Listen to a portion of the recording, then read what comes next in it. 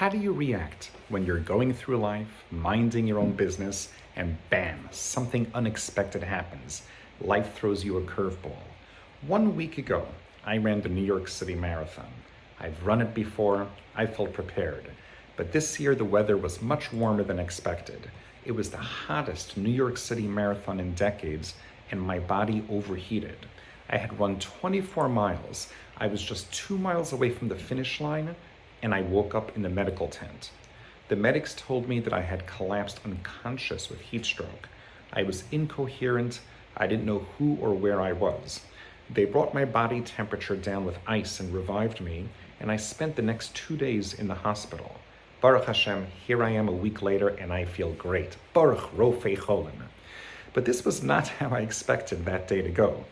And this episode now has me asking a lot of questions. I had this plan of running more races and marathons in the next few months. But now with last week's experience, how do I react to this? Do I give up running? Do I keep running but give up racing? Do I only run shorter races? Do I just have to build up to running marathons again? Are the answers to these questions different if you ask me or if you ask my wife what she thinks I should do? We all travel through life with a certain plan in mind. We know what we expect will happen over the next day, the next week, the next month. But as we all know, surprises can and do happen, which can upset our plan. How do we react to these unexpected potholes in the road of life? I looked in the Parsha and tried to learn a lesson from Avraham Avinu. Avraham definitely had his share of unexpected events over the course of his life. But one of the many attributes of Avraham that we can learn from is how he reacted to these events. Avraham always kept in mind his life goal. He didn't let any obstacles that came up along the way deter him from his goal.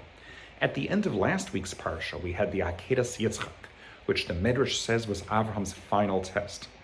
But many Rishonim consider the death of Sarah at the beginning of this week's Parsha as the final test. Rabbeinu Yonah says that Sarah's death was one of Avraham's tests, but the Akedah was the most difficult test. But it doesn't make sense. If Avraham already passed his most difficult test, the Akedah, then why follow up with an easier test, the death of Sarah? What's the point? Rav Shimshon Pincus explained that since we know that Sarah died as a result of hearing the news about the Akedah, the test of her death was intrinsically connected to the Akedah test. How would Avraham react to her death? Would he throw in the towel and give up?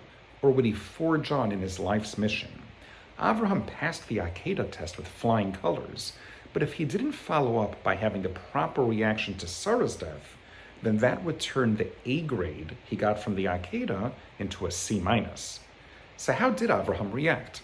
The pasuk says, "Vayavo Avraham lispod l'Sarah v'livkosa." The kaf in livkosa is small. The Rush and his son the Baal HaTurim both say that this indicates he only mourned and cried a little bit, not excessively. But all the Mefarshim asked, though, how could that be? The great Sarah Imenu, who wasn't just his lifelong partner, but the mother of the Jewish people, how could he only mourn a little bit for her? The answer given is that Avraham didn't live in the past. He always lived for the future. Sarah's no longer here, and it's a terrible tragedy, and we need to spend time to mourn for her, but he was still able to focus and think, what do I need to do next?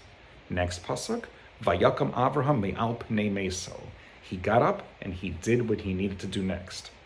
Avraham dealt with great obstacles, great tragedies, but still nothing could stop him from pushing forwards with superhuman strength.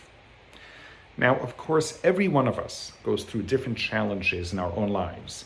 Every one of us has different coping mechanisms.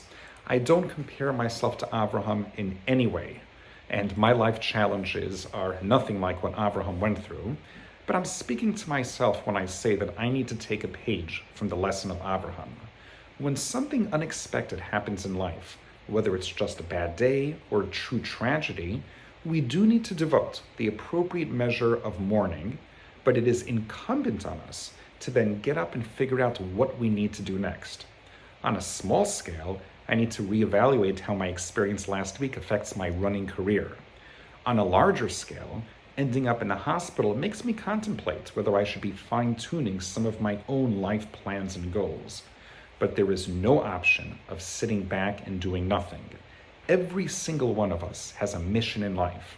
And just like Avraham, we have to push through all the obstacles that come in our way to carry out our life mission.